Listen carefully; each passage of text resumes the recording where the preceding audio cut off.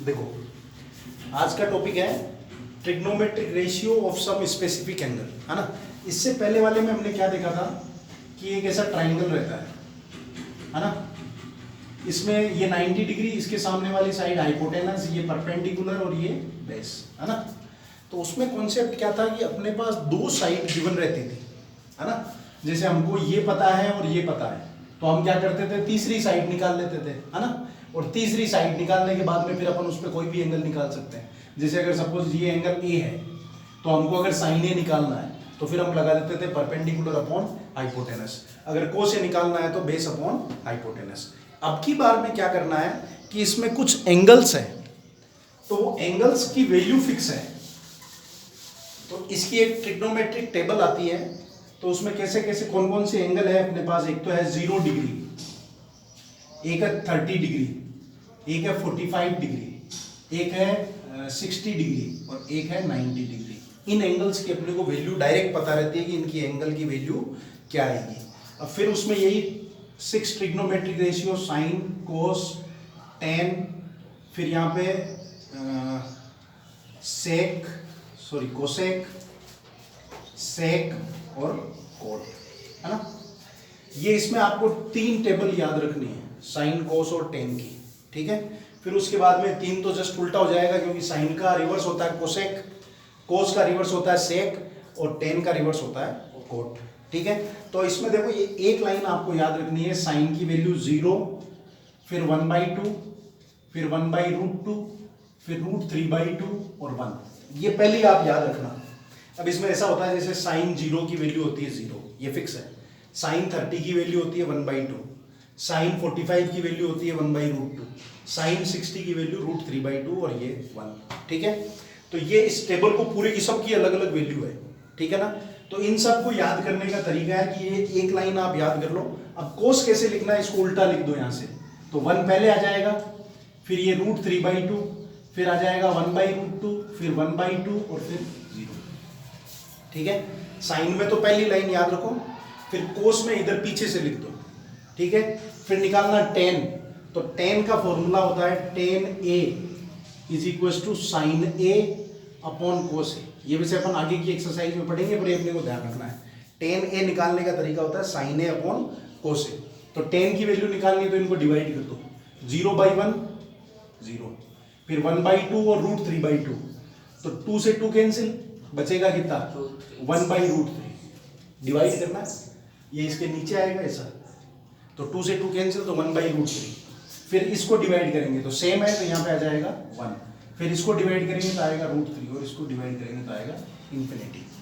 0/1 तो होता है 0 और 1/0 होता है इन्फिनिटी, मतलब उसकी कोई वैल्यू डिफाइन नहीं होती। तो यहाँ पे 1/0 आ रहा है, तो इसका हो जाएगा इन्फिनिटी, ठीक है।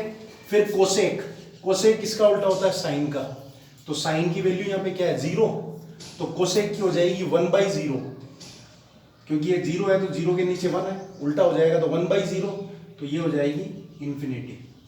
फिर 1/2 तो 2, यहाँ पे √2, यहाँ पे 2/√3 और इधर आ जाएगा 1। फिर सेक, सेक किसका उल्टा होता है, कोस का, तो यहाँ पे क्या है, कोस की वैल्यू 1, तो सेक हो जाएगा 1, यहाँ पे √3/2 तो ये हो जाएगा 2/√3, यहाँ पे 1/√2 तो ये हो जाएगा √2, यहाँ पे हो जाएगा 2 और यहाँ पे हो जाएगा इन्फिनिटी, ठीक है। सेम कोट का भी यही है, इस वाले को उल्टा कर दो, तो 0 0 का उल्टा इन्फिनिटी, इसको इन्फिनिटी भी लिख सकते हैं, नॉट डिफाइन भी लिख सकते हैं। फिर 1/√3 तो ये हो जाएगा √3, यहाँ पे 1, यहाँ पे 1/√3 और यहाँ पे 0, ये इन्फिनिटी होता है 1/0, तो इसको रिवर्स करोगे तो ये हो जाएगा 0। तो ये टेबल आपको याद रखनी है।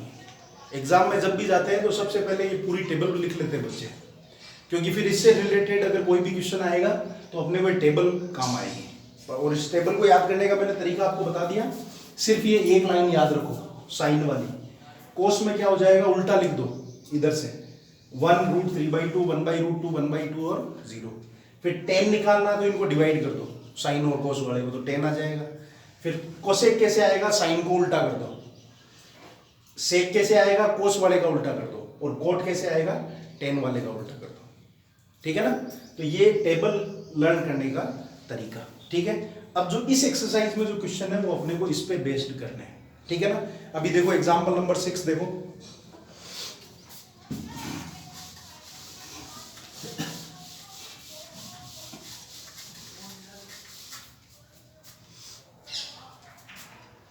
Example number 6। एग्जाम्पल नंबर 6 में देखो क्या दिया हुआ है, एक ट्राइंगल है ABC, ठीक है। तो ये मैंने ट्राइंगल बना दिया ABC, ABC, और B पे क्या है, राइट एंगल, ठीक है। और AB दिया हुआ है 5 सेंटीमीटर, तो AB मेरे को दिया हुआ है 5 सेंटीमीटर, ठीक है। ACB दिया हुआ है 30 डिग्री, ठीक है। पूछा क्या है, find the length of side BC and AC, हमको BC निकालना है और AC निकालना है, ठीक है। अब देखो ये 30 डिग्री आ गया ना, तो 30 डिग्री क्या है, एंगल, तो इसका मतलब इसमें ट्रिग्नोमेट्रिक टेबल काम आएगी जो मैंने तुमको अभी बताई थी। तो इसमें हम क्या करते हैं, जैसे ये एंगल दिया हुआ है 30 डिग्री, है ना, तो इस एंगल के सामने वाली साइड परपेंडिकुलर होगी, तो ये वाली साइड परपेंडिकुलर, ये वाली साइड बेस और ये वाली साइड हाइपोटेनस। तो हम क्या करते हैं कि इस एंगल का कोई सा भी ट्रिग्नोमेट्रिक रेशियो ले लेते हैं, कोई भी, जैसे मैं इसका 6 ट्रिग्नोमेट्रिक रेशियो होते हैं, है ना, तो मैं इसका साइन लेता हूं, तो यहां पे क्या हो जाएगा, साइन 30 डिग्री, इसको साइन C लिखो या 30 डिग्री लिखो, 30 है तो sine 30 degree is equal to होता है परपेंडिकुलर अपॉन हाइपोटेनस। तो परपेंडिकुलर कितना दिया हुआ है 5, और हाइपोटेनस कितना दिया हुआ है, नहीं दिया हुआ, तो AC हो गया। अब देखो साइन 30 इज इक्वल टू क्या आ गया, 5 अपॉन AC। साइन 30 की वैल्यू क्या है, देखो उसमें साइन 30 की वैल्यू आएगी 1/2, तो यहाँ पे साइन 30 की जगह पे लिख दो 1/2, और यहाँ पे आ जाएगा 5 अपॉन AC। तो इसको क्रॉस मल्टीप्लाई करोगे तो AC इज इक्वल टू कितना आ जाएगा, 10 सेंटीमीटर। तो AC की वैल्यू कितनी आ गई, 10 सेंटीमीटर। अब आपके पास AC 10 सेंटीमीटर आ गया, ये वाली वैल्यू 10 सेंटीमीटर। तो अब आपको क्या निकालना, BC।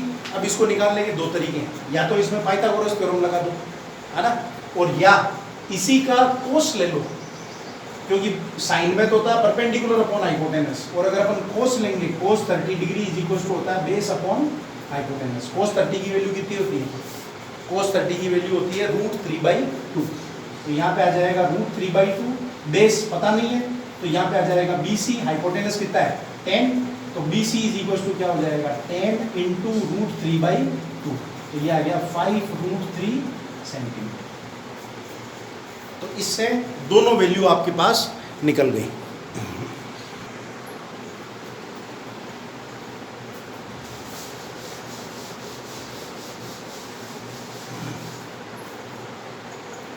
Example number 7। तो देखो एग्जाम्पल नंबर 7 में क्या है, in a triangle PQR right angle at Q, है ना, तो P Q और R। अब इसमें ये ध्यान रखा करो राइट एंगल कहाँ पे बोला है, तो राइट एंगल कहाँ पे है, Q पे, तो यहाँ Q पे मैंने बना दिया 90 डिग्री, ठीक है। फिर उसके बाद क्या बोल रहा है, PQ is equal to 3 centimetre, PQ is equal to 3 centimetre. Exam में ऐसा डायग्राम बनाना चाहिए, PR is equal to 6 centimetre, PR is equal to 6 centimetre. फिर क्या बोल रहा है, find angle QPR, angle QPR ये हमको फाइंड करना, तो QPR कौन सा हुआ, QPR ये वाला, और कौन सा फाइंड करना है, एंगल PRQ, PRQ ये वाला एंगल। उल्टा क्वेश्चन दे दिया, है ना, पहले वाले में एंगल दिया हुआ था और साइड पूछी थी, अब की बार क्या करा, साइड दिया है और एंगल पूछ रहा है, समझे बात को। तो हम क्या करेंगे कि ये अगर मैं इस एंगल की बात करता हूं, भूल जाता हूं दूसरे एंगल को, अगर एंगल R की बात करता हूं, तो R के लिए ये साइड कौन सी है, हाइपोटेनस है कि बेस है, परपेंडिकुलर। इस एंगल के लिए कौन सी साइड है, ये परपेंडिकुलर, और ये क्या है, हाइपोटेनस। इस एंगल के सामने ये है, इसका मतलब ये क्या है, परपेंडिकुलर, और ये है हाइपोटेनस। तो सोचो परपेंडिकुलर और हाइपोटेनस का रेशियो कौन सा होता है, साइन। तो मैं यहाँ पे क्या करता हूँ, sine R is equal to क्या हो जाएगा, परपेंडिकुलर अपॉन हाइपोटेनस। परपेंडिकुलर कितना दिया हुआ है PQ, और हाइपोटेनस कितना दिया हुआ है PR, तो sine R is equal to P Q कितना है 3 और यहाँ पे कितना है 6, तो कट के कितना आ गया 1/2। अब देखो 1/2 किसकी वैल्यू होती है साइन 30 की, तो यहाँ पे 1/2 की जगह पे लिख दो साइन 30, तो ये हो जाएगा sine R is equal to sine 30 degree. तो आर इज इक्वल टू कितना हो गया, आर इज इक्वल टू कितना आ गया 30 डिग्री। ये ठीक है, तो इसको मैं लिख सकता हूँ ये कौन सा एंगल है, angle P R Q, angle P R Q is equal to 30 degree. तो ये मेरे पास आ गया 30 डिग्री। अब फिर दो तरीके हैं, इसको भी ऐसे ही निकाल लो या तो, और या फिर ये 90 ये 30 कितना हो गया 120, तो ये कितना आ जाएगा 60। दो तरीके हैं, ऐसे भी निकाल सकते हो, और एक तरीका ये है कि अगर मैं इस एंगल की बात करता हूँ P की, तो मैं सपोज यहाँ पे साइन P लेता हूँ, तो sine P is equal to होता है परपेंडिकुलर अपॉन हाइपोटेनस। तो इसके लिए परपेंडिकुलर कौन है ये, सॉरी, तो इसमें कोस लेना पड़ेगा क्योंकि ये तो नीचे वाला पता ही नहीं अपने को। कोस P इज इक्वल टू होता है बेस अपॉन हाइपोटेनस। बेस कितना है 3, हाइपोटेनस कितना है 6, तो कितना कितना है 1/2, तो cos P is equal to 1/2 value होती है कोस 60 डिग्री, तो P इज इक्वल टू कितना आ गया 60। तो ये दोनों तरीके हैं, आप पहले एक एंगल निकाल लो, फिर उसके बाद में एंगल सम प्रॉपर्टी लगा दो, क्योंकि ट्रायंगल के जो तीनों एंगल होते हैं उनका सम होता है 180 डिग्री। और या फिर तरीका है कि ये ट्रिग्नोमेट्रिक रेशियो ही अपन लगा सकते हैं। ठीक है, नाउ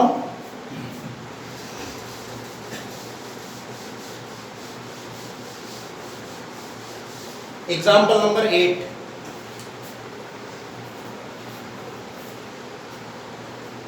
एग्जाम्पल नंबर 8 क्या दिया हुआ है, sine a minus B, sine a minus B is equal to 1/2, ठीक है, और cos a plus B is equal to 1/2। देखो मैंने इसमें आपको 3 क्वेश्चन बताए और तीनों अलग अलग है। पहला क्या था, एंगल दिया हुआ था तो साइड निकाली, दूसरा साइड दिया हुआ था तो हमने एंगल निकाले, है ना, और तीसरा तो ये अलग ही है, ये ऐसा दिया हुआ है कि इसके बराबर ये है, इसके बराबर ये है, और ये साथ में गाथा और गाई है इसने कि a प्लस बी जो है वो 90 डिग्री से छोटा, 0 डिग्री से बड़ा, है ना। ये सब चीजें अभी बाद में पता चल जाएगी अपने को जब इसका आंसर निकलेगा तब, ठीक है। इसका मतलब ये है कि a प्लस बी दोनों का मिला करके सब 90 डिग्री होगा। तो देखो एक बार इधर, ये क्या होगा, sine a minus B is equal to क्या दिया 1/2। तो साइन में 1/2 कब आता है, जब साइन 30 होता है तब। तो 1/2 की जगह पे मैं क्या लिख सकता हूँ, साइन 30 डिग्री, ठीक है। अब दोनों तरफ ऐसा काटना नहीं इसको, क्योंकि ये ऐसा कटता नहीं है कभी, मतलब ये समझो कि ये शरीर है और ये इसकी गर्दन है, कटते नहीं है। यहाँ पे लिखना पड़ता है बाई कंपेयरिंग, बाई कंपेयरिंग। तो इधर भी साइन इधर भी साइन, तो इसका मतलब अंदर वाला भी सेम होगा। तो यहाँ पे हो जाएगा a minus B is equal to 30 degree, ये इक्वेशन नंबर 1, ठीक है। फिर दूसरा क्या दिया हुआ है, cos a plus B is equal to 1/2। तो कोस में 1/2 वैल्यू कब आती है, जब 60 डिग्री होता है। तो यहाँ पे कितना आ जाएगा, कोस 60 डिग्री। फिर दोनों तरफ वही लाइन लिखनी है बाई कंपेरिजन। तो यहाँ पे कितना आ जाएगा, a plus B is equal to 60 degree, ये इक्वेशन नंबर 2। अब देखो 2 इक्वेशन आ गई है अपने पास, है ना, और 2 वेरिएबल है। तो इसको थर्ड चैप्टर का तरीका, एलिमिनेशन मेथड, उससे सोल्व कर लेंगे। तो यहाँ पे आ जाएगा a minus B is equal to 30 degree, और यहाँ पे आ जाएगा a plus B is equal to 60 degree. अब इसमें किसी से मल्टीप्लाई करने की जरूरत नहीं, क्योंकि एक माइनस का है एक प्लस का है, डायरेक्ट ऐड कर दो तो ये कैंसिल। और यहाँ पे कितना हो गया 2a इज इक्वल टू 90, तो a इज इक्वल टू कितना आ गया 45 डिग्री। a 45 आ गया, यहाँ पे रखो, तो b कितना आ जाएगा 15 डिग्री, ठीक है। ये वैल्यू आ गई। यही बात है यहाँ पे बोल रहा था कि a प्लस बी का सम 90 से कम होना चाहिए। तो देखो 45 और 15 कितना हो रहा है 60, तो 90 से कम है और 0 से ज़्यादा है। तो ये आपके एग्जाम्पल नंबर 8, मतलब इस एक्सरसाइज के यही कॉन्सेप्ट है, ठीक है। तो एक बार इसके बेस पे ये करके देखना आपने।